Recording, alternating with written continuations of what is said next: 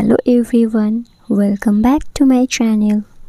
তো আজকে আমি যে ভ্যাকেন্সির আপডেটটা নিয়ে এসেছি সেটা বেরিয়েছে institute of post graduate medical education and research, মানে IPGMER আর SSKM হসপিটাল থেকে। ঠিক আছে, আজকে যে ভ্যাকেন্সিটার আপডেট আমি নিয়ে এসেছি সেটা কিন্তু বেরিয়েছে SSKM হসপিটাল থেকে। তো SSKM হসপিটাল থেকে কিন্তু ভ্যাকেন্সিটা আউট হয়ে গেছে। ভ্যাকেন্সিটা হলো স্টাফ নার্সের ভ্যাকেন্সি। আর আমি চলে এসেছি কিন্তু এর অফিসিয়াল ওয়েবসাইটে, যেখানে তোমরা দেখতেই পাচ্ছ ওয়েবসাইটের লিঙ্কটা ipgmer.gov.in। ঠিক আছে, এর কিন্তু অফিসিয়াল ওয়েবসাইটে আমি চলে এসেছি, যেখানে কিন্তু ভ্যারিয়াস পোস্টের জন্য ভ্যাকেন্সি আউট হয়ে গেছে। সেখান থেকে আমি তোমাদের দেখাবো কোন কোন ভ্যাকেন্সি আউট হয়েছে। এখানে ফ্রেশাররাও অ্যাপ্লাই করতে পারবে, এর জন্য কিন্তু কোনো রকম কোনো এক্সপিরিয়েন্স লাগবে না। কতগুলো ভ্যাকেন্সি আউট হয়েছে, কি এলিজিবিলিটি ক্রাইটেরিয়া আছে, কারা কারা অ্যাপ্লাই করতে পারবে, সব কিছু কিন্তু দেখিয়ে দেবো আজকের আমি এই ভিডিওর মধ্যে। তো ভ্যাকেন্সিটা আউট হয়েছে SSKM থেকে, আর ওর অফিসিয়াল ওয়েবসাইটে কিন্তু আমি এখন চলে এসেছি। দেখতেই পাচ্ছ এখানে সমস্ত ডিটেলস কিন্তু দেওয়া রয়েছে। আর এটা গভর্নমেন্টের কিন্তু ভ্যাকেন্সি, ওয়েস্ট বেঙ্গল গভর্নমেন্টের কিন্তু ভ্যাকেন্সি। এটা দেখতেই পাচ্ছ হসপিটালের পুরো বিল্ডিংটা কিন্তু এখানে দিয়ে দিয়েছে। সবাই ভালো করে জানো SSKM হসপিটাল সম্পর্কে, যারা জানো না তারা এই ওয়েবসাইটে এসে চেক করে নিতে পারো। ঠিক আছে, এরপর আমি তোমাদের দেখাবো কোন কোন ভ্যাকেন্সির নোটিশ বেরিয়েছে। ঠিক আছে,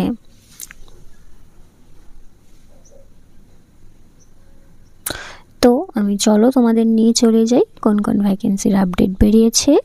তার আগে যারা যারা আমার চ্যানেলটা সাবস্ক্রাইব করোনি, আমার চ্যানেলের সাবস্ক্রাইব বাটনে এসে চ্যানেলটি সাবস্ক্রাইব করে দাও, আর এরকম ধরনের গুরুত্বপূর্ণ ভ্যাকেন্সির আপডেট পেতে থাকো। এছাড়া আমার হোয়াটসঅ্যাপ গ্রুপ রয়েছে, সেই হোয়াটসঅ্যাপ গ্রুপে তোমরা জয়েন হয়ে যাও, যেখানে কিন্তু আমি বিভিন্ন ভ্যাকেন্সির PDF-এর লিঙ্ক শেয়ার করে থাকি। তো তাড়াতাড়ি যাও, এই ভিডিও ডেসক্রিপশন বক্সে কিন্তু আমি আমার হোয়াটসঅ্যাপ গ্রুপের লিঙ্ক দিয়ে দেবো, সেখানে গিয়ে তোমরা জয়েন হয়ে যাও। চলো তাহলে আমি তোমাদের দেখিয়ে দিই কোন কোন ভ্যাকেন্সি আউট হয়েছে এবং তার জন্য কি কি কোয়ালিফিকেশন লাগবে। তো তোমরা দেখতেই পাচ্ছ government of West Bengal institute of post graduate medical education and research, Kolkata 244 Acharya Jagadish Chandra Bose road, Kolkata 70020। Full address দিয়ে দিয়েছে। এখানে গভর্নমেন্টের কিন্তু স্ট্যাম্প তোমরা দেখতে পাচ্ছ। এখানে মেমো নাম্বার দেখতে পাচ্ছ 4293, যেখানে ডেট এইটা 23 তারিখে কিন্তু প্রকাশিত হয়েছে। 23 জুনে কিন্তু এই ভ্যাকেন্সিটার আপডেট বেরিয়েছে। কি বলছে অ্যাডভার্টাইজমেন্টে? Application are invited for the following post in the project entitled implementation of AMSP in the various territory care centre across India, funded by ICMR।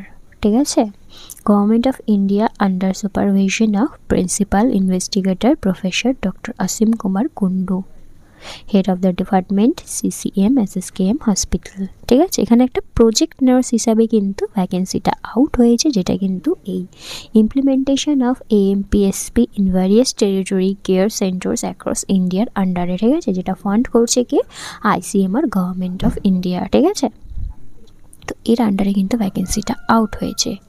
কি ভ্যাকেন্সি আউট হয়েছে চলো তাহলে তোমাদের দেখিয়ে দিই।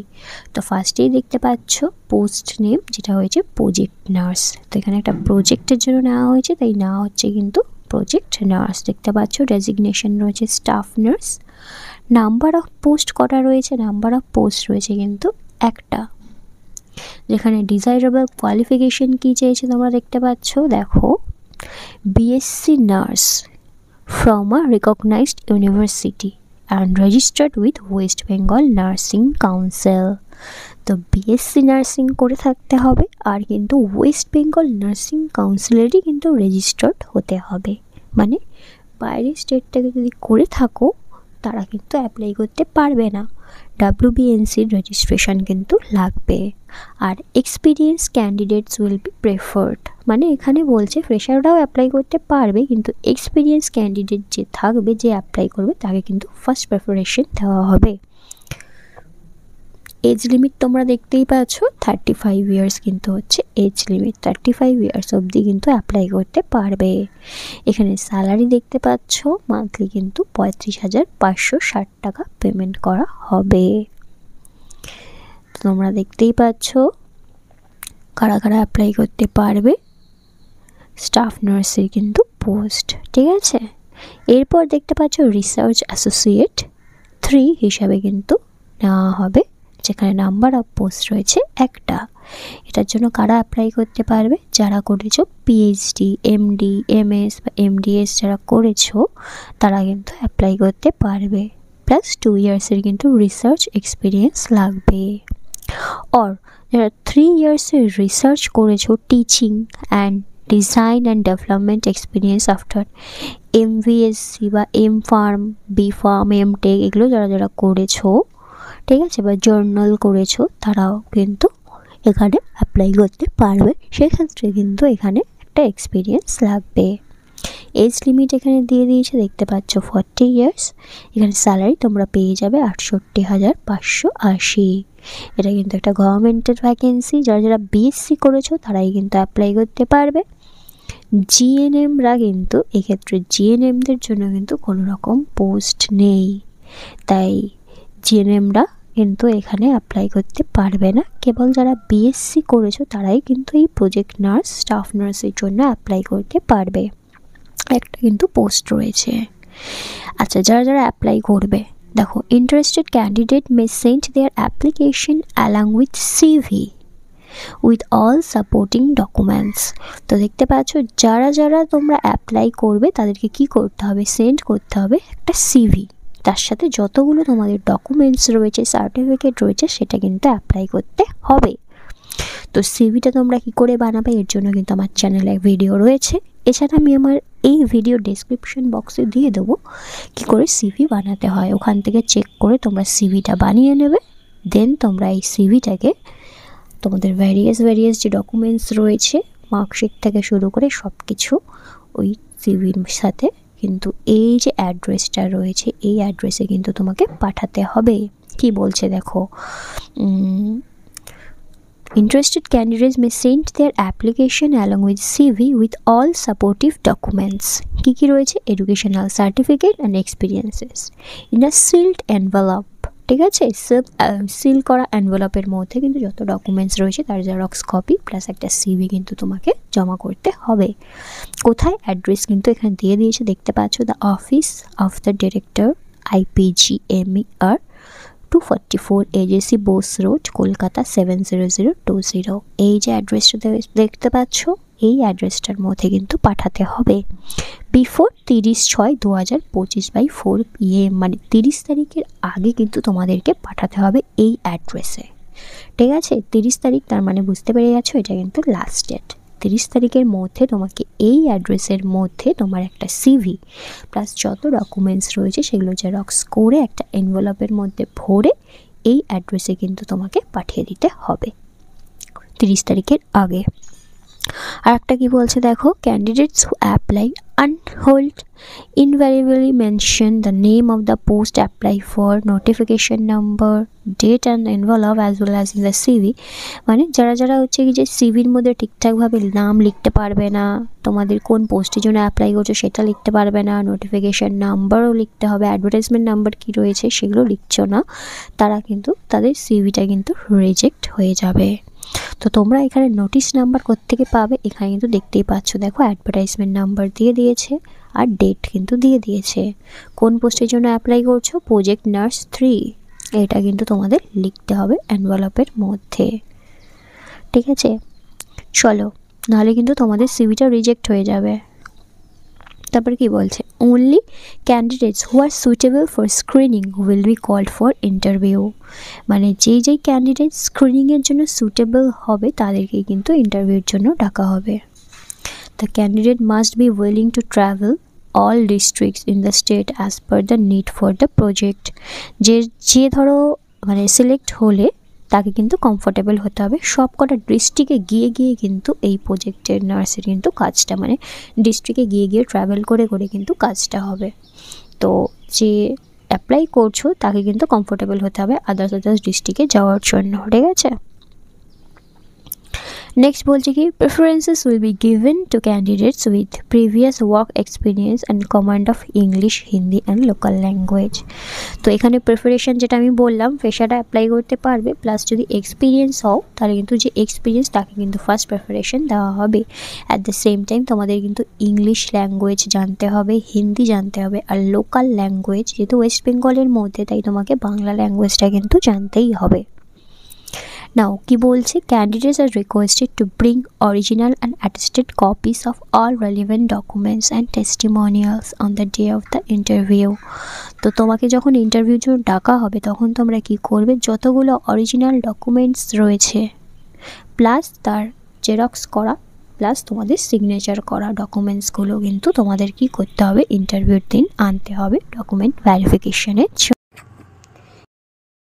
May be noted that the post is temporary and contractual in nature for a period till the end of the project, and it may be extended as per the need for the project. তো তোমাদের এটাও জানতে হবে এই যে poster vacancy বেরিয়েছে এটা কিন্তু কন্ট্রাকচুয়াল বেসিস, পার্মানেন্ট ভ্যাকেন্সি নয়। ফার্স্ট কন্ট্রাক্ট হবে, দেন যদি ওদের মনে হয় এটা আর একটু বাড়াবো দেন এটা কিন্তু এক্সটেন্ড হয়ে আরও বাড়তে পারে। তারপর বলছে কি candidates who are not found to be suitably performing may be the terminated with 1 month prior notice. এবারে ধরো যাকে সিলেক্ট করে নিল তারপর দেখছে সে কাজ করতে পারছে না বা কোনো একটা প্রবলেম হচ্ছে, তো তারা যদি পারে তাহলে কিন্তু তারা তোমাকে 1 মাস কাজ করা দেখার পরে কিন্তু তোমাকে টার্মিনেট করে দিতে পারে। তো বি কেয়ারফুল। নেক্সট বলছে কি নো টিএ বা DA is admissible for the interview. তো ইন্টারভিউ দিতে গেলে যে খরচাগুলো হবে তোমাদের এক্সপেন্সেস সেটা কিন্তু এখান থেকে প্রোভাইড করা হবে না, সেটা কিন্তু সম্পূর্ণ নিজেদের খরচায় তোমাদের যেতে হবে। দেখতে পাচ্ছ এখানে হেড অফ দ্য ডিপার্টমেন্ট যিনি আছেন তার সিগনেচার রয়েছে, এখানে স্ট্যাম্প রয়েছে, প্রিন্সিপাল ইনভেস্টিগেটরের কিন্তু স্ট্যাম্প রয়েছে, ঠিক আছে। এইটাই ছিল আজকের নোটিশটা। তোমরা যারা এই নোটিশটা চাইছো বা পিডিএফটা চাইছো তার লিঙ্ক কিন্তু আমি আমার হোয়াটসঅ্যাপ গ্রুপে দিয়ে দেবো। তো তোমরা তাড়াতাড়ি যাও, এই ভিডিও ডিসক্রিপশন বক্সেই আমার হোয়াটসঅ্যাপ গ্রুপের লিঙ্ক রয়েছে, সেখানে গিয়ে জয়েন হয়ে যাও। সেখানে কিন্তু আমি সমস্ত রকম ভ্যাকেন্সির পিডিএফের লিঙ্ক বা ওয়েবসাইটের লিঙ্ক আমি শেয়ার করি, সেখানে গিয়ে আমি তোমাদের এই পিডিএফের লিঙ্কটা দিয়ে দেবো। আর যাদের বুঝতে অসুবিধা হচ্ছে কিভাবে কি পোস্ট করবে না করবে সেই সংক্রান্ত যদি কোনো এনকোয়ারি থাকে তাহলে তোমরা কি করবে, আমাকে কমেন্ট বক্সে কমেন্ট করে দেবে, আমি চেষ্টা করব তোমাদের কমেন্টের রিপ্লাই করে দেওয়ার। আর সিভি যেহেতু জমা দিতে হবে, তো যারা জানো না কী করে সিভি বানাতে হয়, তো সেক্ষেত্রে আমার চ্যানেলে কিন্তু সিভি কী করে বানাতে হয় সেটা সংক্রান্ত একটা ভিডিও দেওয়া রয়েছে, প্লাস আমি এই ভিডিও ডেসক্রিপশন বক্সেও দিয়ে দেবো সিভি কী করে বানাতে হবে। সেখান থেকে তোমরা কিন্তু চেক করে নিয়ে একটা ভালো রকমভাবে সিভি বানিয়ে নেবে, দেন তোমরা কিন্তু অ্যাপ্লাই করে দেবে। আর এর লাস্ট ডেট কিন্তু তোমরা জানো 30 তারিখ, তো 30 তারিখের আগে কিন্তু তোমাদের এটা বাই পোস্ট বা গিয়েও তোমরা জমা করে আসতে পারো। তো আজকেই ছিল এটার আপডেটটা। ভিডিওটা কেমন লাগলো কমেন্টে জানিও, আর কারোর যদি কোনো রকম কোনো কোয়ারিজ থাকে আমাকে কমেন্ট বক্সে কমেন্ট করতে পারো, আমি তোমাদের কমেন্টের রিপ্লাই করে দেবো। Till then by.